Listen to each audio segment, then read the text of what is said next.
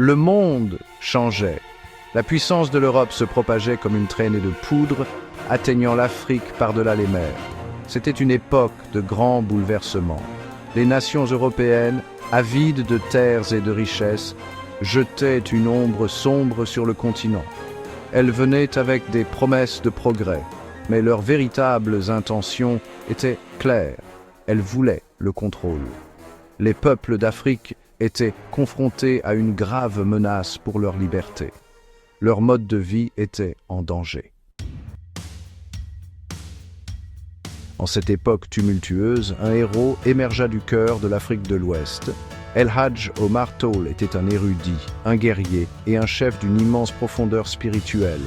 Né au Sénégal, la jeunesse d'Omar Tall fut imprégnée de savoir. Il maîtrisa le Coran, se plongea dans les complexités de la loi islamique et devint un chef religieux respecté. Mais son destin allait au-delà des livres et des enseignements. Il était choisi pour diriger. Il était destiné à combattre. El Hadj Omar Tall a vu la souffrance de son peuple. Il a été témoin direct de l'injustice de la colonisation. L'influence grandissante des puissances européennes a allumé un feu dans son âme. Il savait qu'il ne pouvait pas rester les bras croisés. Son savoir était une arme, mais il lui en fallait plus. Il entreprit un pèlerinage à la Mecque. Ce voyage le transforma. Il retourna en Afrique avec un sens renouvelé du devoir. Sa mission était claire, résister à la domination coloniale et unir les peuples d'Afrique de l'Ouest sous la bannière de l'islam. Omar Tall n'était pas seulement un chef spirituel, c'était un brillant stratège militaire. Il comprenait le pouvoir de l'unité. Il a forgé des alliances avec divers groupes ethniques à travers l'Afrique de l'Ouest, les unissant contre un ennemi commun. Son armée, connue sous le nom de Tijaniya, devint un symbole de résistance.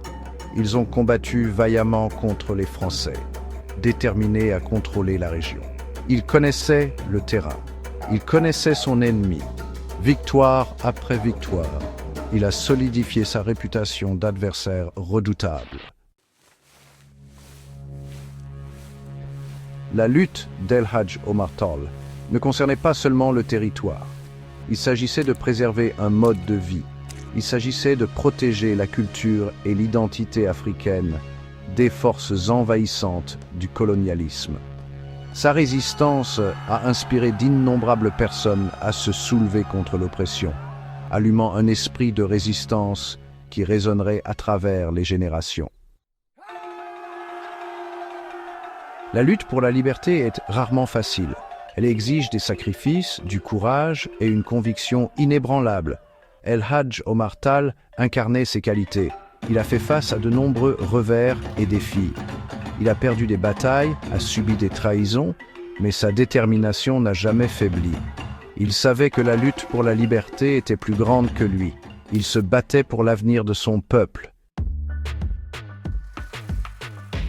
L'héritage d'El Hadj Omar Tall va au-delà de ses exploits militaires. C'était un leader visionnaire qui comprenait l'importance de l'éducation, de l'unité et de l'autonomie.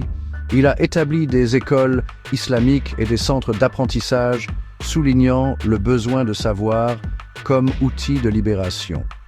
Il a encouragé le commerce et l'indépendance économique, affaiblissant l'emprise des puissances coloniales sur la région.